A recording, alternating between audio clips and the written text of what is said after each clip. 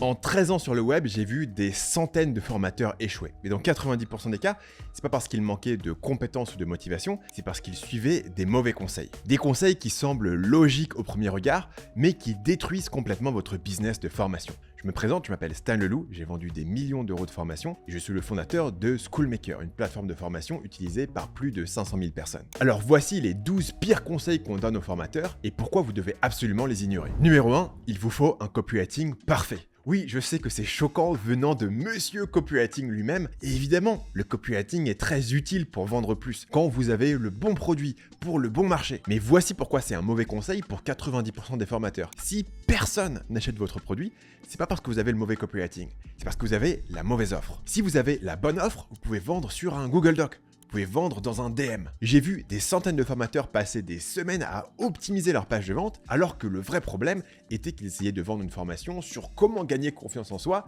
et personne n'y croyait. Si votre produit se vend, apprenez le copywriting et vous allez vendre plus. Mais si vous avez fait 0 vente, améliorer votre copywriting, c'est comme repeindre votre voiture en espérant que ça la fasse aller plus vite. Très souvent, la quête de la page de vente parfaite est juste de la procrastination déguisée. C'est plus facile de refaire la page de vente pour la 5e fois que de juste lancer votre produit et risquer de faire un flop. Mais si votre page de vente est bonne à 70%, ça suffit largement pour vendre. Mauvais conseil numéro 2, vendez un produit d'appel. La théorie, c'est vendez un produit d'appel pour gagner la confiance des gens, puis vendez-leur un produit plus cher. Donc ce serait un e-book à 19 €, puis une formation à 297 €, puis un coaching à 2997 €. Mon expérience personnelle, c'est que j'ai utilisé plusieurs fois de mettre en place des produits d'appel pour vendre ensuite des produits chers, et j'ai toujours gagné plus d'argent en vendant directement le produit cher. Le premier problème avec les produits d'appel, c'est que votre contenu gratuit suffit déjà à construire de la confiance. Peut-être qu'en 2010, un produit d'appel aidait à créer de la confiance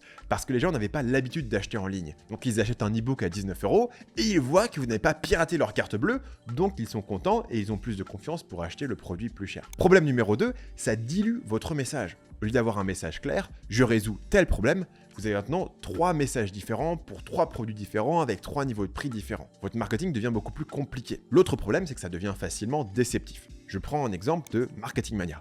J'aide les gens à gagner leur vie sur Internet grâce à la psychologie humaine. Mon gros produit, c'est le système, la formation qui explique aux gens comment faire tout ce qu'ils ont besoin de faire pour monter un business en ligne. Comment, dans ce contexte, est-ce que je vends un produit d'appel? Si je vends un produit d'appel qui a la proposition de valeur que je veux vraiment faire, c'est-à-dire gagner votre vie sur Internet, c'est déceptif. Parce que pourquoi est-ce que je leur vends un produit pas cher avec la promesse A pour ensuite leur vendre un produit beaucoup plus cher avec la même promesse? Est-ce que le produit initial n'était pas censé répondre à la promesse? C'est un problème que vous allez avoir très souvent avec les produits d'appel.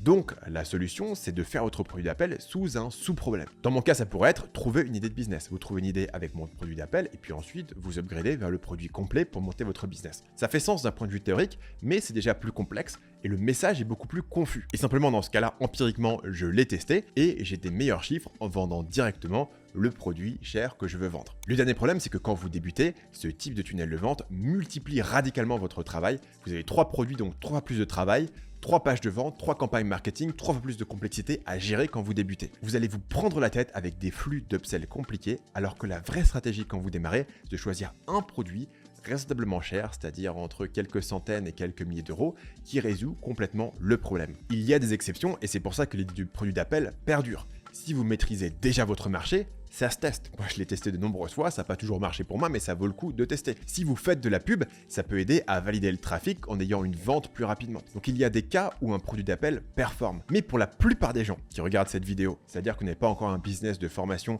qui rapporte des dizaines de milliers d'euros par mois, concentrez-vous pour le moment sur vendre des produits qui valent assez cher pour en vivre étant donné une petite audience. Une bonne philosophie qui vient de Tim Ferriss, c'est de dire soit mon produit doit être gratuit, soit il doit être cher, j'ai pas envie de vendre des produits pour quelques dizaines d'euros. Troisième mauvais conseil, vos prix doivent se terminer par 7. On entend parfois que les prix qui se terminent en 7 convertissent mieux. Donc 7 €, 97 €, 297 €, 1997 €. La réalité, c'est qu'aucune étude sérieuse ne prouve que le chiffre 7 a un effet magique. Les seules études qui ont été faites sur le chiffre 9, qui est utilisé généralement dans la grande distribution. Ce qui fait que quand vous utilisez le chiffre 7, ça fait rapidement Internet marketeux et ça fait cheap. Au final, c'est une superstition qui est répétée à des générations de marketeurs. Ce qu'il faut faire, c'est soit vous terminez votre chiffre par 9 comme dans la grande distribution, c'est quelque chose qui est prouvé, ou alors vous allez plus comme dans le luxe et vous utilisez des prix ronds et propres, c'est-à-dire 300 €, 1000 €, 2000 € pour créer une impression premium. Mauvais conseil numéro 4,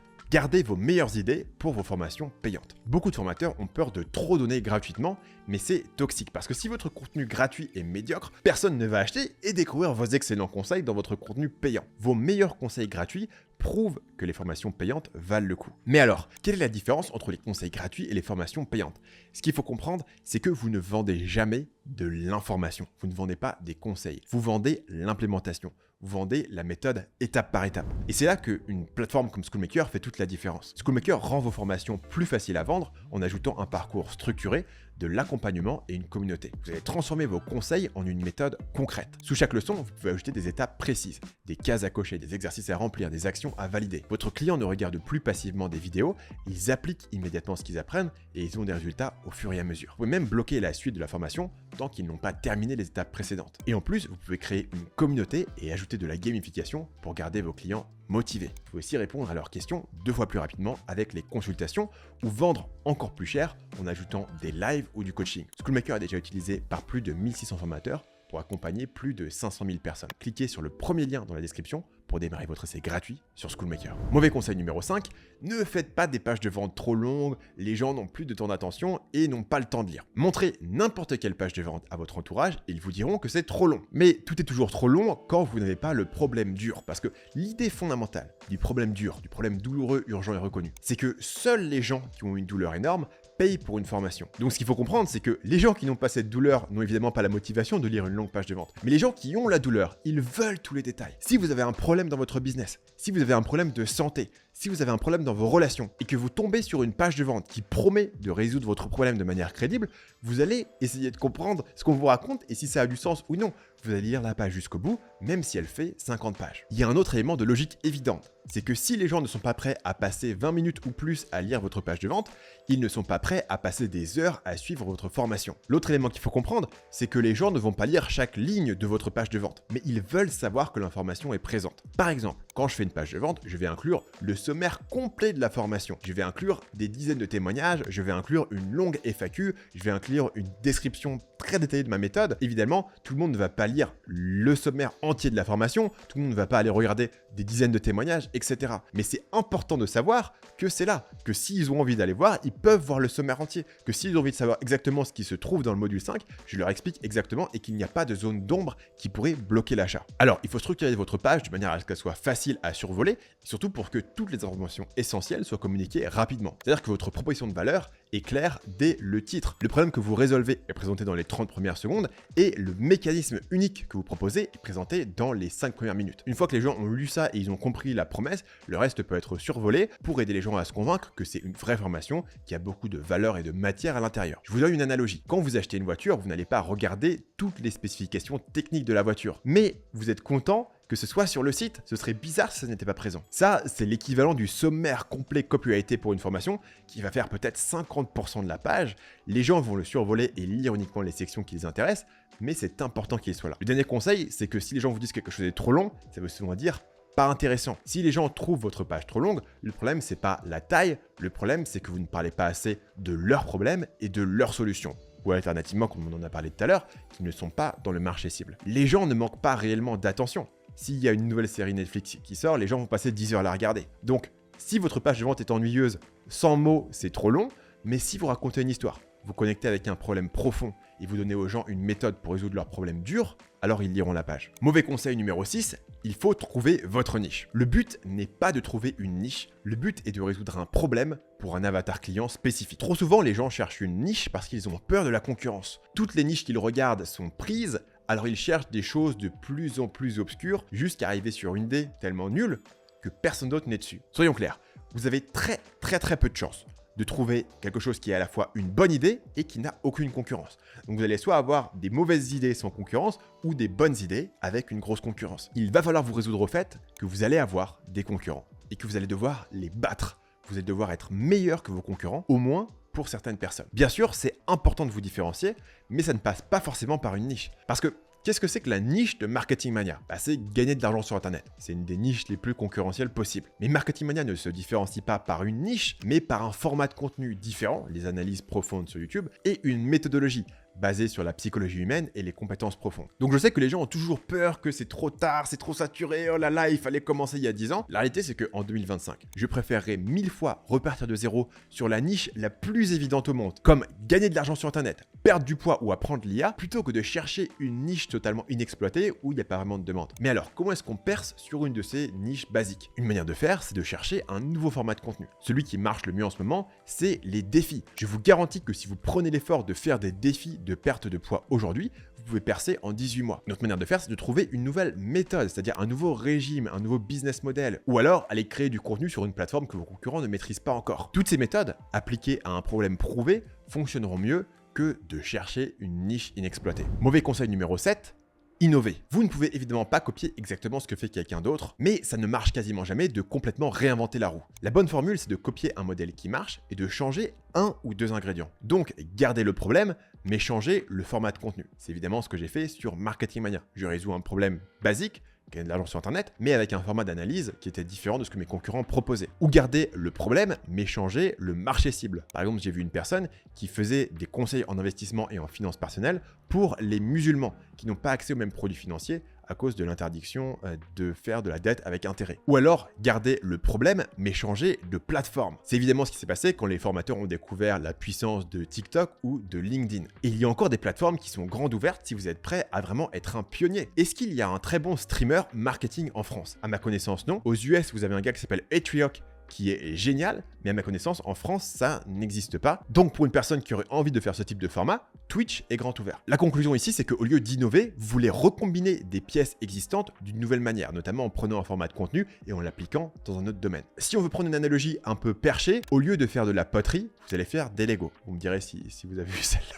ou si j'étais trop loin. Mauvais conseil numéro 8, affichez la durée de votre formation. Une formation complète de 15 heures de contenu, ça a l'air impressionnant, mais c'est contre-productif. Parce que les gens achètent une solution, pas du temps de visionnage. Et à partir du moment où vous affichez une durée pour votre formation, vous faites penser aux gens au coût par heure, et ça va jamais être favorable pour vous. En réalité, c'est le résultat qui compte, et plus votre formation est longue, plus il y a d'efforts qui séparent votre client du résultat qu'il recherche. Donc, au lieu de dire aux gens qu'ils vont avoir 20 heures de formation, dites-leur que vous allez leur apprendre à lancer leur business en 30 jours. Mauvais conseil numéro 8, faites de l'ancrage de prix. Cette formation vaut normalement 10 000 euros, mais aujourd'hui, vous allez l'avoir non pas pour 9 000 euros, non pas pour 5 000 euros, non pas pour 2 000 euros, non pas pour 1 000 euros, mais pour seulement 297 euros. Ce genre de discours ne marche plus parce que les gens ne sont pas idiots.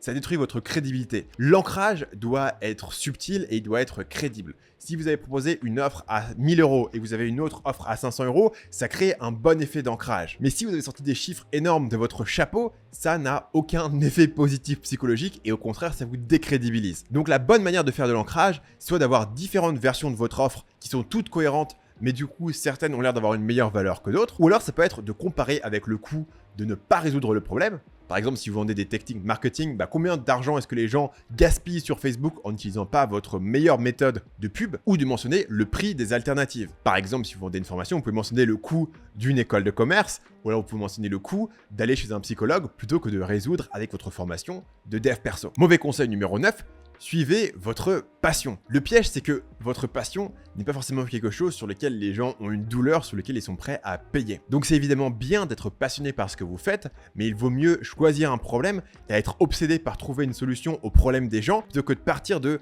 qu'est-ce qui moi m'intéresse et ensuite essayer de trouver un client pour ce type de produit. Mauvais conseil numéro 10, diversifiez-vous. Le pire, c'est les gens qui se vantent d'avoir 19 sources de revenus passifs. À quoi ça sert de compter les sources de revenus sans nous dire le chiffre? En réalité, ces gens-là ont une source qui rapporte de l'argent et 18 qui rapportent des cacahuètes. Tous les gens vraiment riches sont devenus riches par une source de revenus. Que ce soit Bill Gates, Mark Zuckerberg ou MrBeast, c'est dur de trouver une chose qui marche. Alors une fois que vous l'avez trouvée, exploitez-la au max. Gardez un seul business aussi longtemps que possible.